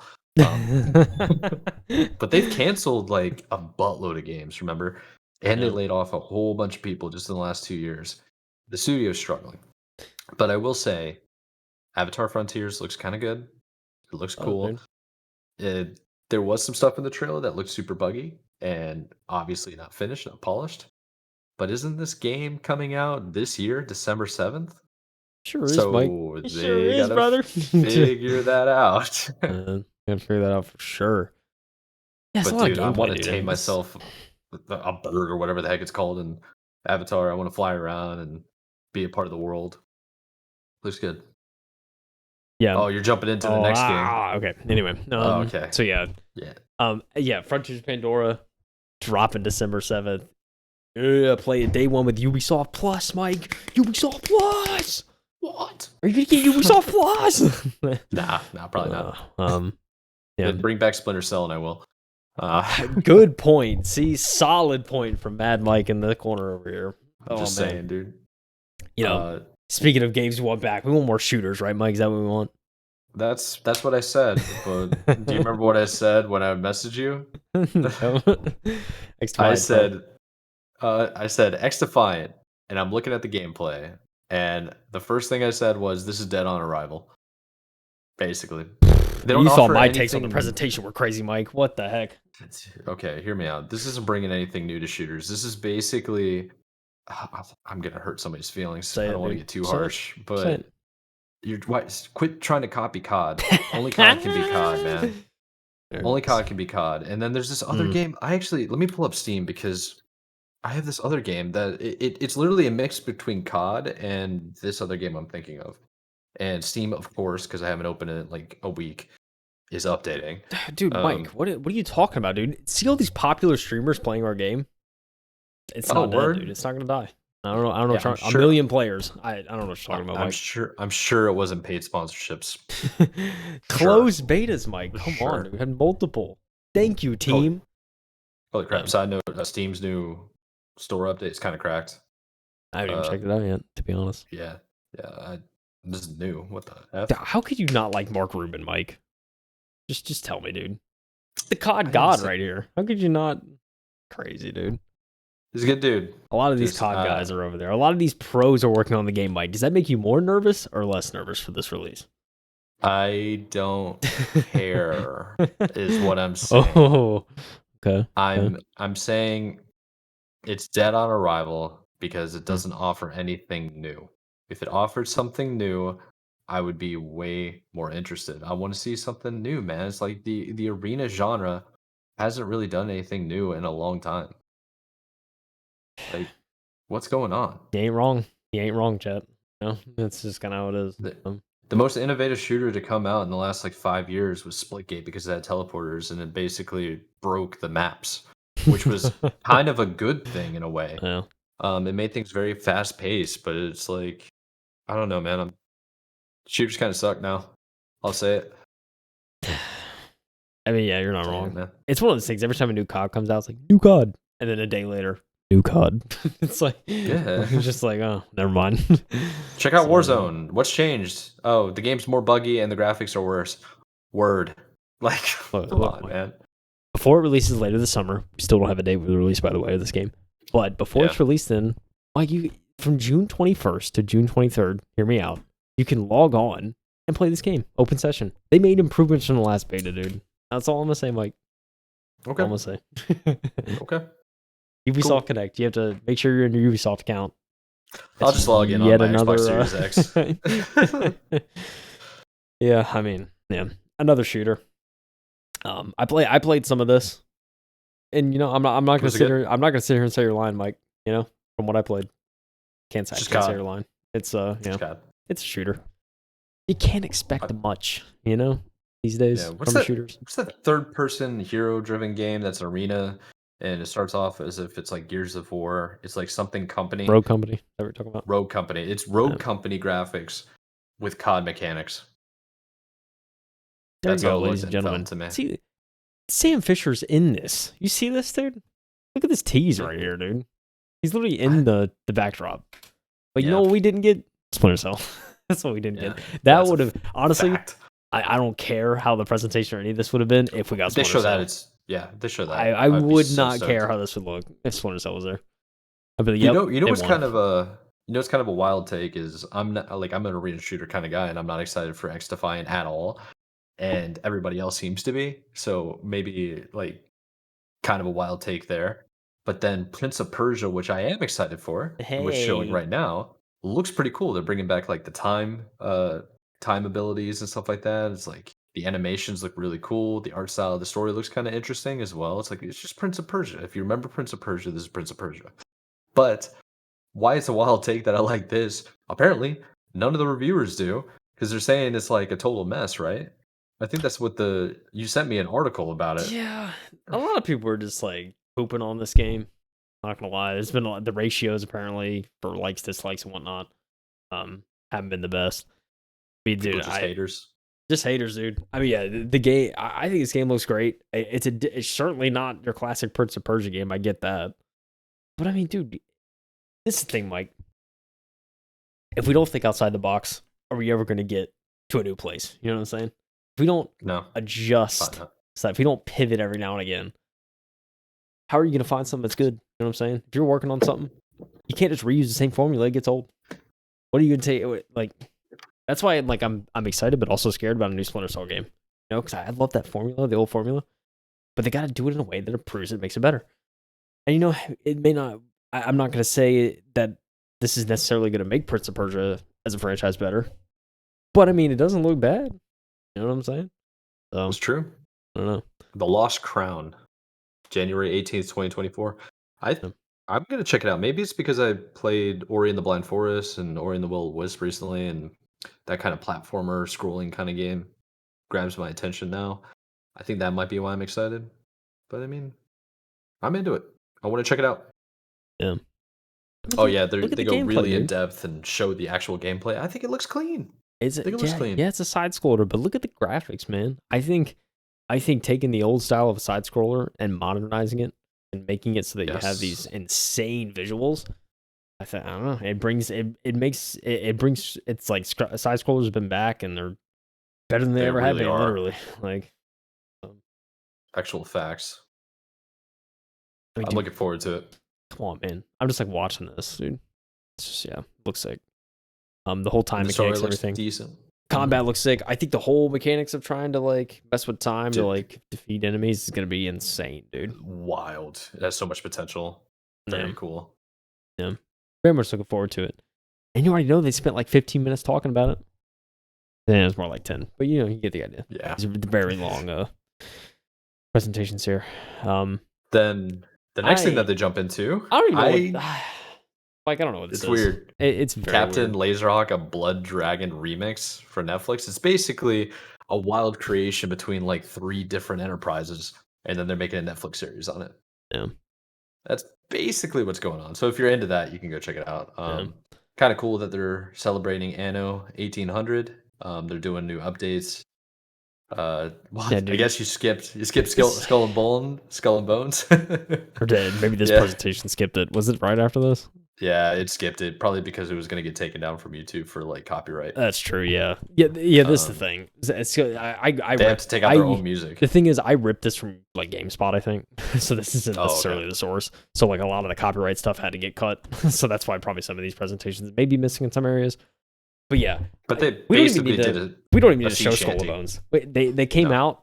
They had a band, great band. They came out, did a little sea shanty. They were really good. But like I felt bad because it's like they have like a Skull and Bones thing in the background, and they're like, "Oh, by the way, we have a beta coming later this summer." And then it's like, "But we're not going to show you. We're not going to show you gameplay. Why would we do that?" You know what I'm saying? Like it's so weird, man. How many times do we have to say that's a red flag, a walking red flag? But since this montage is going for the people that are watching, let's give you a quick recap of the updates that are coming to Ubisoft games. You got For Honor, Anno 1800, which is an incredible game. Trackmania also has updates. Mario Rabbids Sparks of Hope. You have then Roller Champions, which I kind of want to play. It looks kind of sick. I don't really know. And then something that definitely, what you just paused on, tilts me to a whole nother level, man. You can't play Master Chief in Halo Infinite in multiplayer, but you can in Brawlhalla, which is basically another platformer fighter game similar to Super Smash Bros, where you fight enemies and push them out of the game. And you can play as the Arbiter. What the F, Arbiter, dude? Wish I could do that in Halo. Anyway, Rocksmith Plus. I gotta get that game, man. I really do. I have a guitar over here. If you guys can see the video, it's in the corner. I have everything to plug in. I just have to play it. Then there's also the Crew 2. There's also the Crew Motorsport, I think is the other one. Riders Republic is the other game coming out. I'm not a big fan of Riders Republic, but I know a ton of people that are absolutely love it. So yeah, for sure. That's pretty cool. Yeah, dude, Sparks of Hope, dude. Want to see Rayman, dude? See, they're trying to pull at his limbs. They're invisible. Yeah, pretty funny. But yes, sir. The next thing that they come into, and it's what I was excited about earlier, is the Crew Motorfest, which is essentially a more cartoonish, more laid back version of Forza Horizon in a way. Yeah. I think it's hard to really describe, right? Because it's like Forza can be very race sim, and Need for Speed is very arcadey kind of. Yeah. And this is like, it looks like this is the mix in between with the Crew Motorfest. Yeah, certainly does. Yeah, a little presentation after this talking about the game some, but yeah, you hit the nail on the head, Mike. I think that's kind of that's the vein they're striking. So yeah, the problem with race sims is you got to go where everybody's playing. So whatever game's the most popular is where people are going to be, because everybody wants to race against the best. Yeah. So it's kind of interesting how that works. It's like everybody has their main type of race game. And it's like, I think they might be leaning too hard on Forza Horizon style game. But I really like the idea of racing in Japan and like Tokyo. Yeah. Similar to how you could do that in Need for Speed. Like customize your cars, be an underground racer again. Kind of cool. Yeah, very true. I mean, exciting stuff. For the crew. I like that kind of stuff. Well, Mike, we haven't talked about Assassin's Creed yet, and after all, this is Ubisoft Showcase. So, and they show the partnership with MetaQuest, man. Yeah. This doesn't look like a full game. I'll be honest with you; it looks kind of like a very, very linear story. Yeah. And it does. It looks like if I'm playing, I'm gonna get hurt. It looks so funny too, because it's they clearly have a warning. It's pre-rendered. It's not actual gameplay. Oh yeah. But it's so funny, like thinking about it. If this was actual gameplay, you'd be like vomiting after 2 seconds because the motion sickness would be terrible. So I'm curious to see what the actual game's gonna look like. But yeah, it's Assassin's Creed Nexus. It's kind of their VR endeavor. Partnering with MetaQuest on that. I do that. I'll be again curious to see the actual gameplay because that would people would probably like go in fetal position after playing 5 seconds of that. So oh yeah, if you're like high up, like you are in Assassin's Creed, walking on like a little platform, and then you jump off into a hay barrel, it's like, dude, people are falling over right now off of like VR simulations with their phones in their little like slide-in headsets. You know, yeah, it's wild.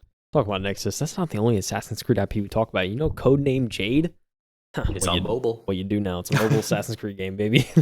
So yeah, not too much to show. They have a little cinematic trailer for most mobile games nowadays. Have some over the top cinematic kind of thing to get people interested. Remind me of like Diablo style cinematics with the intensity of it. Yeah, right. Like the drama, and it looks pretty cool. Yeah. That one is based around feudal China as well. Yeah.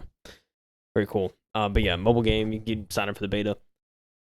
But the main kind of event right now, until we get, what's ever next for, I think it's like Assassin's Creed, like Hexy or whatever the next one is.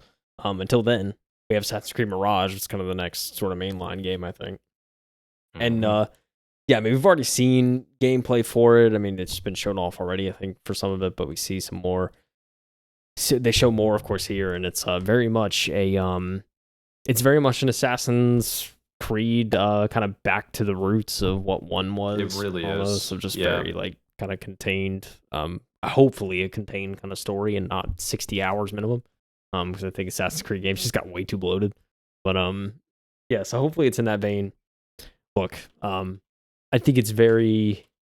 I mean, look, I'm very excited for this game. I think it'll be interesting. But also at the same time, I think presentation wise, I mean, they show a lot of gameplay of this game, and like just watching it, it's like, it looks good. It looks good, but at the same time, it's kind of like it reminds me of Assassin's Creed. Like, there's not really too much new that's introduced here. Yeah, so it's kind of like, I mean, it's cool. I mean, I feel like we got a pretty good idea from like trailers and whatnot, but yeah, I mean, so it's just looks like kind of Assassin's Creed 1, a little more modernized and on the technical aspect, but yeah. I think what's interesting about this one is, correct me if I'm wrong, is Assassin's Creed Odyssey the last one, and that was actually based in ancient Egypt? Correct? No, that's Origins. Origins was ancient Egypt. Odyssey was like, I think, like Roman kind of times. Oh yeah, that's right. Yeah. And then there was Valhalla, which is Vikings. That was the last one. So that was the last 3, and now we're kind of back to roots with this one. So. Do you know where this one is based in? Because I had to actually Google it. When I first saw it, I thought it was Turkey. And I don't know. I almost get like Israel vibes from like the first one, but I don't know if that's. It's not. You're not terribly off. So it's actually based in Baghdad, Iraq, and I think it's supposed to be possibly like Babylon. So maybe they'll tie in to a little bit of a religious aspect. Like, I mean, Assassin's Creed has kind of always been that way. Always tying. There's usually like 2 or 3 narratives going on simultaneously. It's like the overall narrative, and then each individual game has a narrative of the story of the main character, but it all ties together, which is why it's so intense. So I think this is gonna be a good take on a good addition to the overall story. It's looking clean. The animations, the gameplay that they end up showing is pretty sick. Yeah. Was the new mechanic? I don't know if it's new or not because I missed out on a couple of the most recent games of Assassin's Creed. They have time manipulation almost, where you're going through assassinations of multiple NPCs, and you do it almost instantaneously. Yeah, I don't. Yeah, I mean, I think I do, but at the same time, I don't think I played enough of the newer games to know if that's like a newer feature or not. Yeah, it looks new to me. I think the last like real Assassin's Creed I dived into, fully immersed myself in, was Black Flag. There were a couple other ones that I played from my friends' places, but this is really intriguing. I like that right there for the people that are watching. I don't remember seeing that. That's all I'm saying. Yeah, I don't remember seeing that. I see a little bit more gadget usages, like throwing smoke bombs in the way or like poison bombs, and you can like, I don't know if they're on times signatures or if you activate them like a trip kind of thing, like a button. And it's kind of interesting because it's like this is obviously a time period where that technology does not exist. Yeah, it's funny. So interesting take. But yeah, he assassinates somebody, jumped like to save a character, and then there was a crazy dagger kill somebody, and then instantly takes somebody out with this awesome Arabian saber. It's like, dude, it's so cool. It's a scimitar. Yeah, scimitar. Thank you. Look at that. That's what you're here for. Yeah. Correct me when I'm making a fool of myself. But yeah, Assassin's Creed Mirage, very back to roots for Assassin's Creed, I would say. So yeah, very. Absolutely. I mean, I'm excited to see how it does. I'm really excited to see how long this game's actually going to be. That's kind of the main thing. Because if it's like a really crazy long game, I don't know if I'm going to be intrigued to hop in. But if it's something a little more manageable, then I don't know. I might pick it up. We'll see.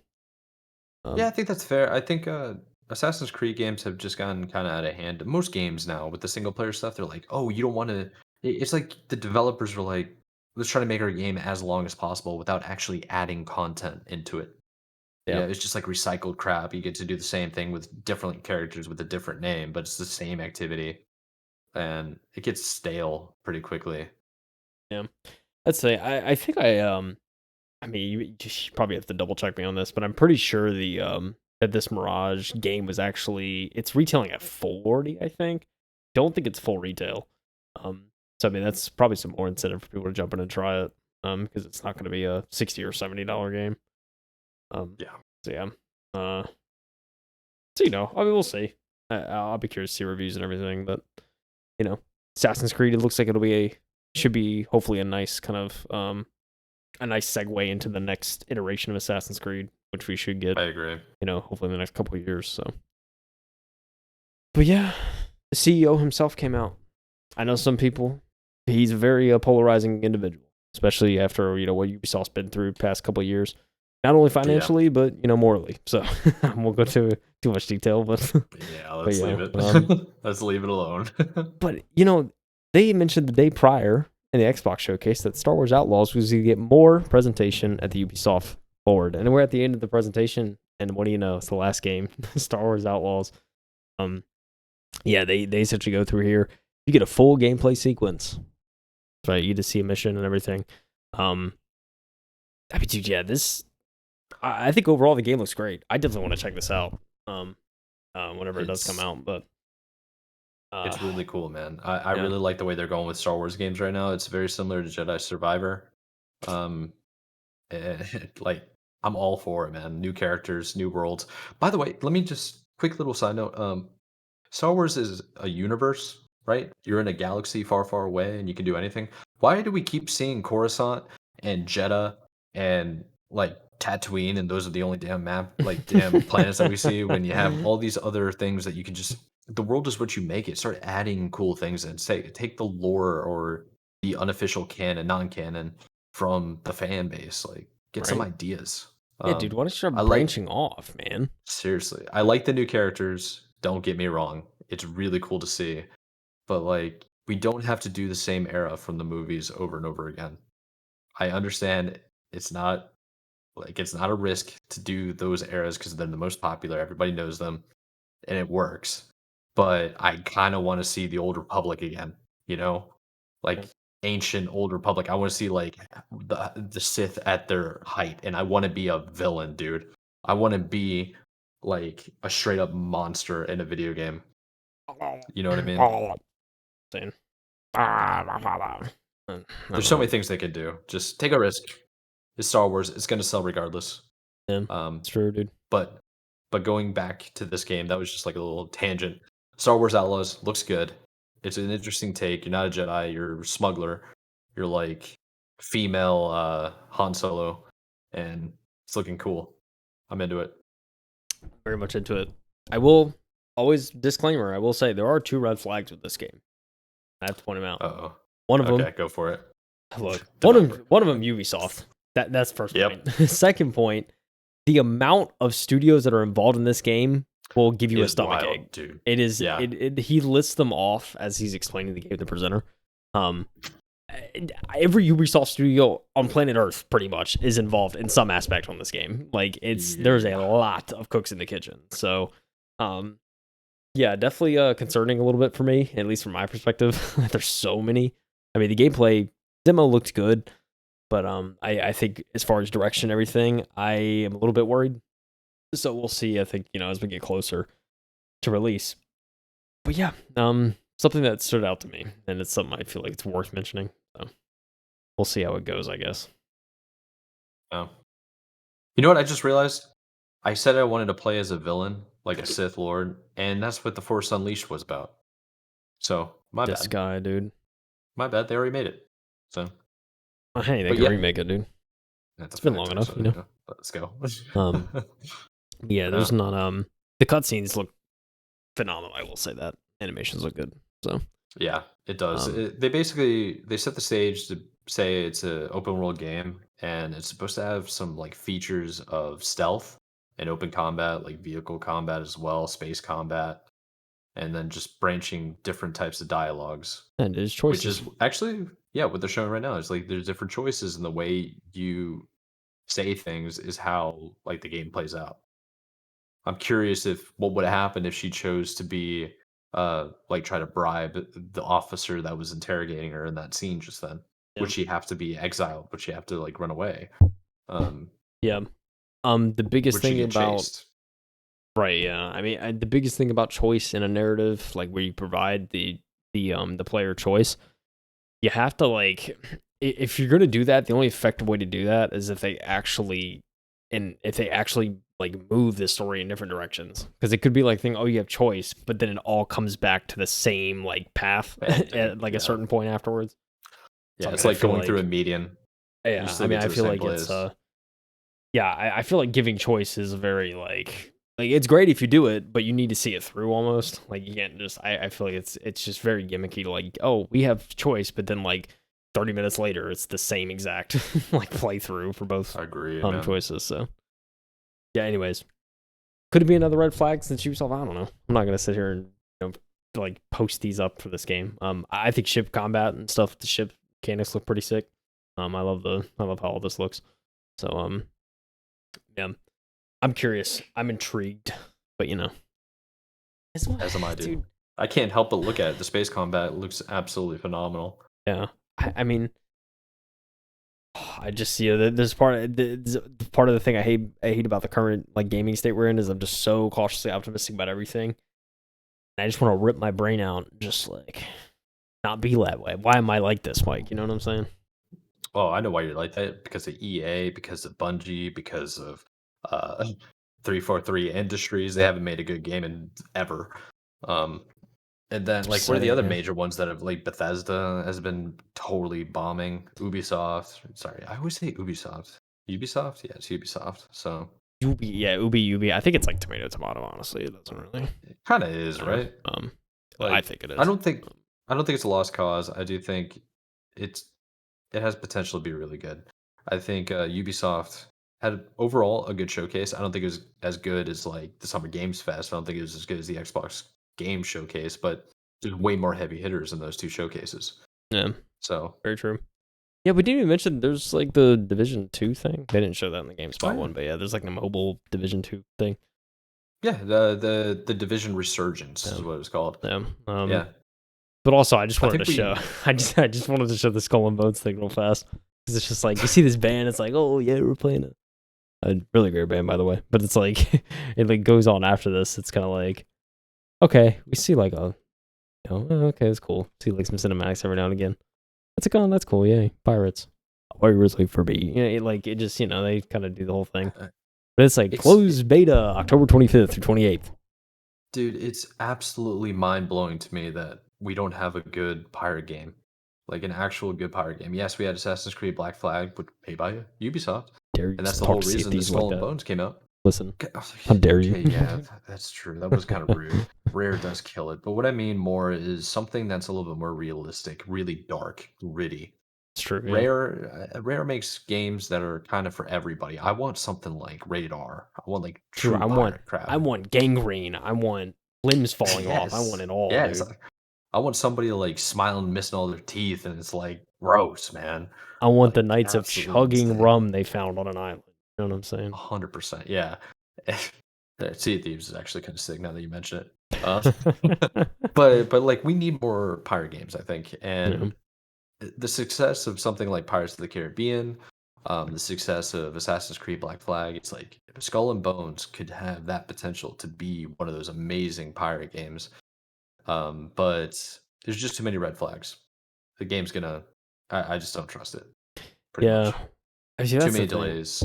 Too many publishers, not publishers, studios passing along and like completely cutting out sections of the game, deleting, start over, up and down. Like you never know what's going on. Yeah. It's like lack of funding. Who knows? All we know is that the game isn't real at this point, in my eyes, and that's where I stand. Yeah. I just don't think Skull and Bones is real. This thing, dude, all these media, whether it's movies or like TV, whatever, have teed up video game companies, video game developers to make such a good pirate game. Like, there's so much material there, right? It's just like, we got close to Black Flag. Sea of Thieves ain't bad. But yeah, I mean, yeah, there's just like, I don't know. Yeah, there's something missing. There's a game missing that I feel like hopefully comes around someday for pirates. Maybe we need an RPG, like an MMORPG pirate game. Perhaps. Maybe. I don't know. I don't know, Well, you know what? Let's just keep on living, dude, because every single game could be made as long as we keep going the way we're going, because there's so many studios. The game studio, like video games as a whole, the industry is looking better and better every single year.